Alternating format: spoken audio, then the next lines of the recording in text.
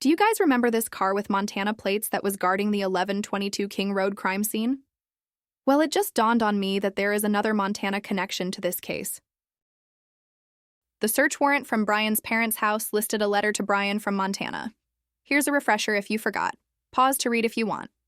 What's weird is that it doesn't say who the letter is from, it just says from Montana. So does that mean it's a letter from the state of Montana in some sort of official capacity? I really wish we knew more. A newly unsealed search warrant also reveals that investigators took cuttings from a pillow that had what they described in court documents as reddish-brown stains. In that search warrant, police say the home where the 4 University of Idaho students were killed had a lot of blood from spatter or cast-off. They also say they had reason to... But there was none in his car or apartment.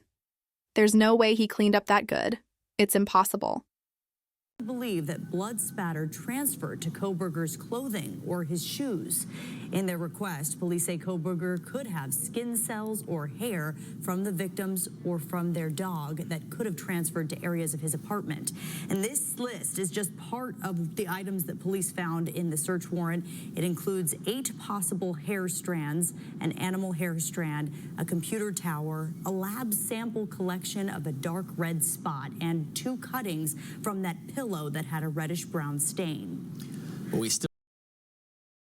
This is the entire list of items confiscated from the search of Bryan's apartment in Pullman. There were reporters who said Ellie was there for almost 12 hours, and this is all they came up with. There is footage of officers leaving the apartment with boxes of evidence, but all of this evidence would have fit in a shoebox, minus the computer and vacuum canister, of course. For some reason, the court felt the need to seal this search warrant from the public. WSUPD gave a very unusual explanation as to why this needed to be done. There are some rumblings around. I don't know if you saw the other day, there was a search warrant that was sealed. One of the reasons they gave for the sealing was very curious. There are all kinds of things that are swirling around this, and as any competent, he clearly has a very competent defense lawyer, would take the time to do the parallel investigation they need to do. What was this squirrely language around the warrant, Mark?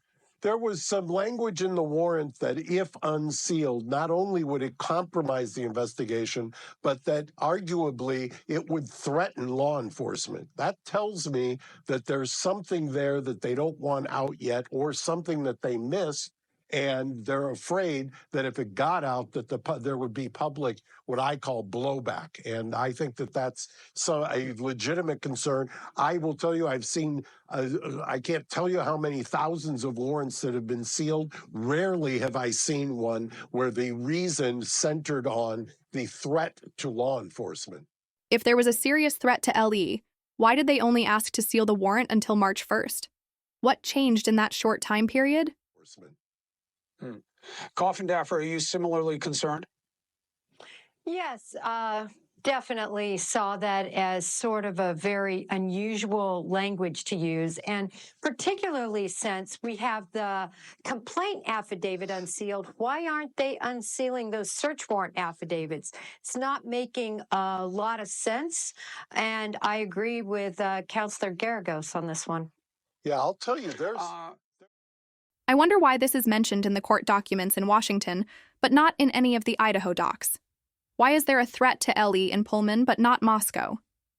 This really makes me think that Bryan was in fact hired at Pullman PD and is being framed because he knows something he shouldn't know. Or maybe WSUPD is involved. WSUPD has a long history of corruption and scandal. The most recent was within the past few weeks. Just do a quick Google search and you'll see for yourself. There's a suspicion that when they said, when we talked about when the police came out and they said, this is the guy, we're 100% certain, there's nobody else that's going to be arrested.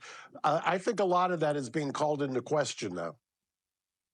Meaning what? There's somebody else, or that it's not? Meaning potentially that they think there's some other complicity here.